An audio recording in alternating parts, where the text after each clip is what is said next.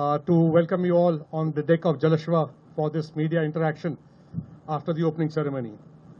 Friends, as you know, nations inherently look up to the militaries as the first responders during any natural calamity.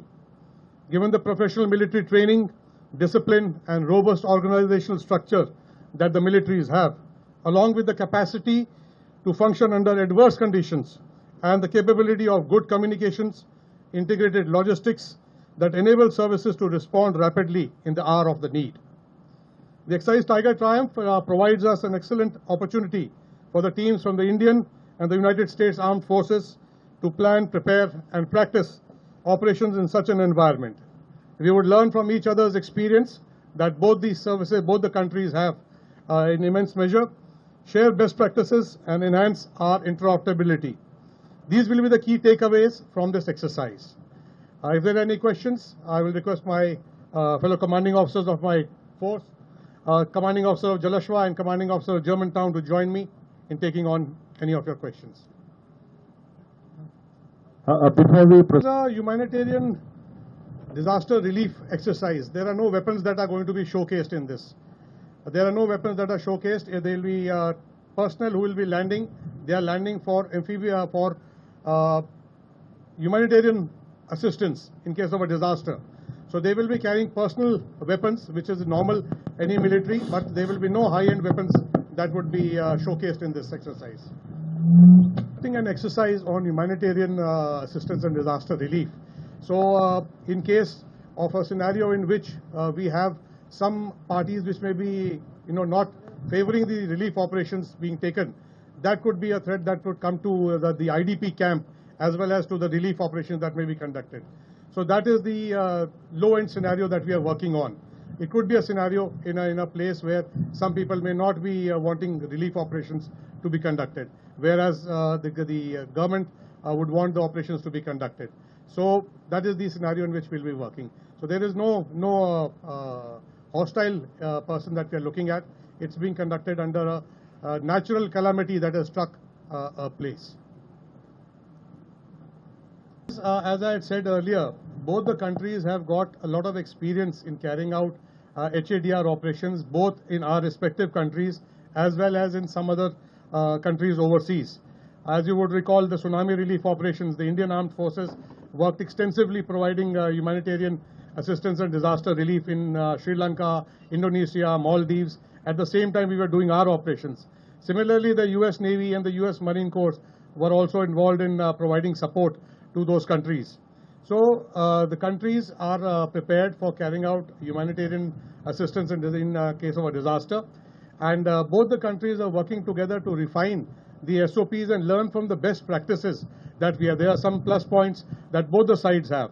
So we want to share those practices so that we are able to respond to any situation, either individually or if required together, and ensure that the lives are saved. At the end of it, in case of a natural disaster, what is important is to save lives, and you will save human lives, irrespective of place where the disaster takes place.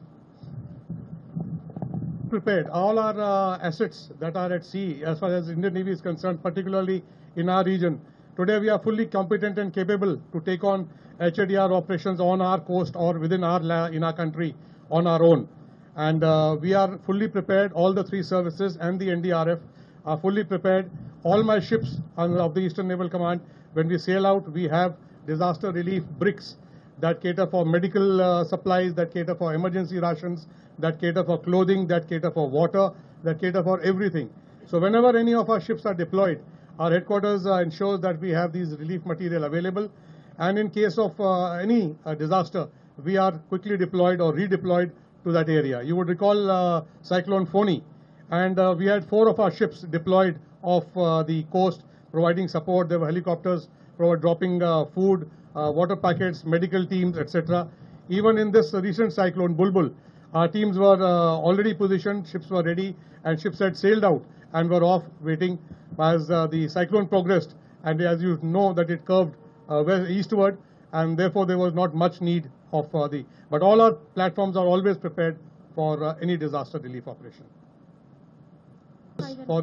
Yes, there are about 500 personnel on the ship and the US Marine Corps which are together operating. and we have 1,200 personnel from the 3 Indian forces. Going in a very positive direction. I was involved in India-U.S. relations for 20 years, and to think that today we're having a tri-services exercise is something that we could not contemplate 15 years ago. This is hopefully the first of many such exercises. As I mentioned in my speech, we exercise in a variety of other areas, but it's only been single service, and so this is an historic day. The defense relationship is very close. It's a key pillar of the U.S.-India strategic partnership, and we're just very pleased at all the progress we've made. Last December, we had the then Defense Minister, Sitaraman, visit not just the Pentagon in Washington, but visit some high-tech operations in Palo Alto to see how we can employ technology in the defense sector, and then spent a day at the Indo-PACOM Command in Hawaii. We also had signed last year